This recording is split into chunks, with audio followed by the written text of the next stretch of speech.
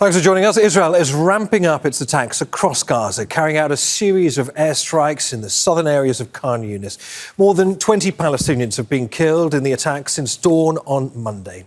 Israeli forces have bombed the Nasser Medical Complex in Khan Younis as Palestinians killed and wounded in other attacks were being brought to the hospital. The Indonesian hospital in northern Gaza was also targeted by Israeli troops. Health officials say a patient there was killed in an airstrike. On Sunday, the Israeli army announced the start of a large-scale offensive in Gaza, saying it aims to seize parts of the territory to establish security zones. The Israeli military also said it will allow a basic amount of food to enter Gaza after blockading the territory since early March.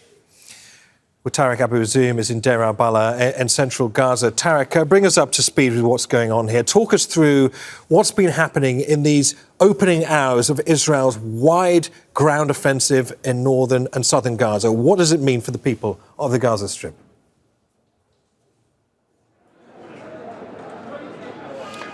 Well, the Israeli military, in fact, has announced that Israeli ground forces started to expand its ground offensive in Gaza, which aims to primarily to defeat Hamas and to force them to show more flexibility regarding the release of the Israeli captives. Now, these ground operations started from the eastern edge of Gaza City, alongside also with the eastern ends of all the southern border towns and villages. They started to gradually move into the main densely populated area, but the tactic here is quite different in comparison with the previous Israeli ground operations in the same areas the Israeli military previously used to target and to hit residential areas, then later withdraw from these areas. But right now the focus has been related too much regarding to the recapturing of more territorial lands and to force Hamas to move out from these areas. The general approach right now is focusing on eliminating all kinds of residential presence there, including the destruction of the main civil infrastructure, homes, streets, schools, shelters, in order to push people southwards. And there has been pretty much concentration as well on capturing these land to make it as a military bases, as a military base for paving the way for more permanent military long-term presence here in Gaza. And this, for many Palestinians, has been viewed as a full escalation that will bring very deteriorating and massive repercussions on the humanitarian situation as well. And Tareq, the last few hours have seen Israeli forces surrounding the Indonesian hospital, that's in northern Gaza, as well as attacks on Nasser hospital in the south. How grave a situation is it in these locations, Tareq? Yeah, the situation there is extremely very complex, as we have been getting very dramatic reports, especially from the city of Khan Younis, where an Israeli undercover unit disguised in women's clothing managed to infiltrate into the city of Khan Younis and to raid a house, killing at least a Palestinian man and kidnapping his wife and children. According to eyewitnesses, while this unit was withdrawing from the city, has executed another child, and the entire process has been accompanied by a very intense aerial cover by the Israeli fighters and drones jets. We understand so far that the Israeli military carried out 30 airstrikes over a very intense short period of time in order to secure the withdrawal of this unit. Now, the Israeli military did not comment on the incident, saying only that the Israeli military is still operating across the entire Gaza Strip as a part of the announced operation to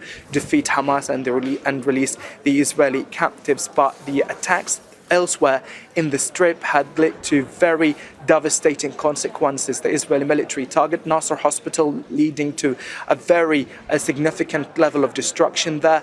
And we are still getting very distressing and urgent reports from medical teams trapped inside the Indonesian hospital, saying that the Israeli military is still surrounding the hospital, demolishing the western gate of the hospital there, and spreading a very pervasive sense of fear among not only patients inside, but medical teams who are still operating despite the dwindling capabilities and capacity there.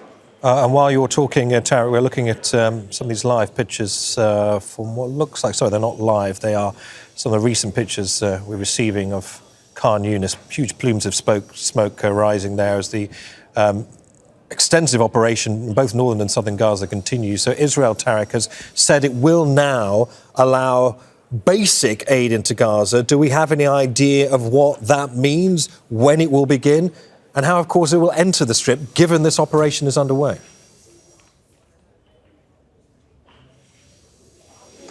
Well, Neve, what we do understand so far is that the Israeli military has allowed for aid to access the Gaza Strip after conducting diplomatic discussion with the Israeli cabinet. And this has been an outcome for the international pressure and the calls of mediators to allow for more aid to access people in need in Gaza amid the very soaring rates of famine here that started to spread among people. The Israeli report suggests that 9 humanitarian aid trucks will enter Gaza today, and it will be distributed according to the previous mechanism throughout UN aid agencies and will be supervised by the United Nations. Many also conflicting reports are saying that this mechanism will be very temporarily, as the Israeli military later will shift the delivery of aid to the newly formed Gaza Humanitarian Foundation that will start working effectively the next week, in particular, to be more precise, on next Saturday. And till now, these aid did not access the Gaza Strip, as people are waiting for a huge flow of aid in order to avert the famine-like conditions here in Gaza and to allow for children to get enough nutrition to put an end for this aggravating crisis. Tareq, with a snapshot of what life is like in Gaza right now, many thanks for that. Tareq Azzoum in Deir el-Balah in central Gaza. Make sure to subscribe to our channel to get the latest news from Al Jazeera.